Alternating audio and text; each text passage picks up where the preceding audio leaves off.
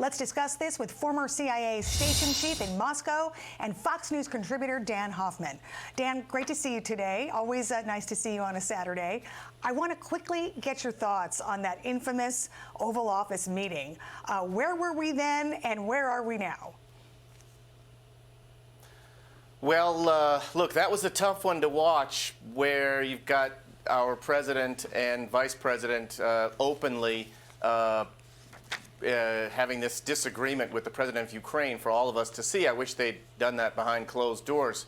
But look, President Trump has tried to entice Russia to come to the negotiating table. He's promised that Ukraine would never join NATO, that we would not go back to Ukraine's 2014 border. He's halted military assistance to Ukraine, as well as intelligence sharing, all of those things.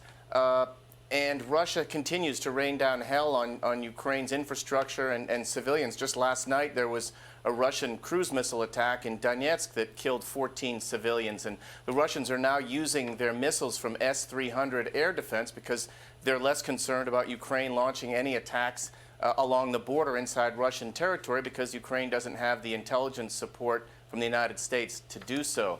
As far as sanctions are concerned, on this network years ago, I said that President Biden's threat to use economic coercion, including sanctions, would never deter Putin from launching the war in the first place. And now Putin is enjoying support from Iran. He's got a drone factory with the Iranians in Russia to produce drones. He's got artillery from North Korea and North Korean soldiers being used as cannon fodder. So he's in a stronger place. He's swiveled his economy to China, shipping his hydrocarbons, oil and gas there, and to India.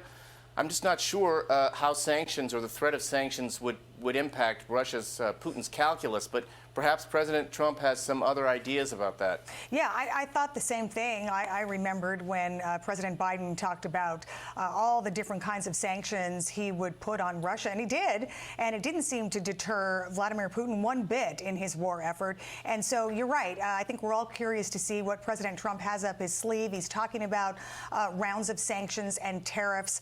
So we'll have to see how that plays out. But do you think at some point both Putin and Zelensky and the United States come to the table?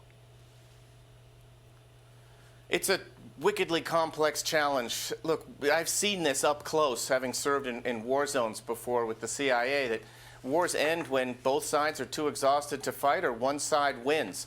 Putin's strategic objective continues to be to topple the government of Ukraine, install a Kremlin puppet regime. He hasn't succeeded at that, in spite of hundreds of thousands of casualties that he's caused in Russia and hundreds of thousands in Ukraine as well.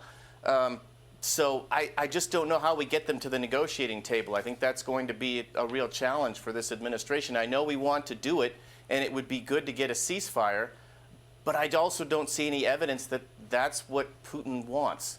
And I think it's over to Director of CIA Ratcliffe to produce that evidence, if there is any, for President Trump to examine and find what Russia's pain points are, so that we might be able to induce Putin to halt this barbaric invasion of Ukraine, while still giving Ukraine the opportunity to deter any future Russian attack. At stake is Europe. I think Putin would be emboldened to launch attacks potentially against our NATO allies in Europe. We enjoy a $1 trillion worth of trade with Europe, and we don't want Putin to cast a shadow over that. Well, you know, when you say you're not sure that Putin wants peace or not, what about Zelensky?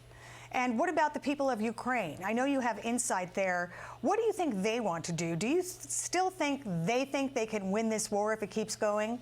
What do you think they want?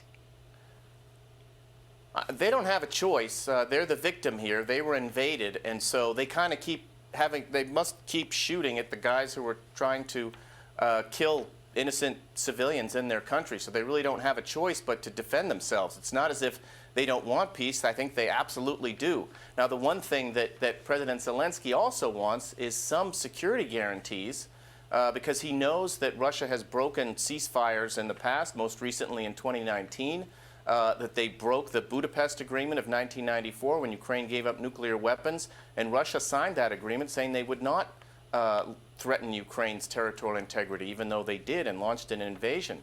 So that's Ukraine's concern is getting some security guarantees to go along with a ceasefire.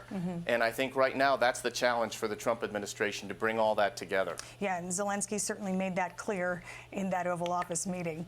That you called a spectacle. Dan Hoffman, thank you so much for coming in today and giving your insights. All Great right, to see you. thank you.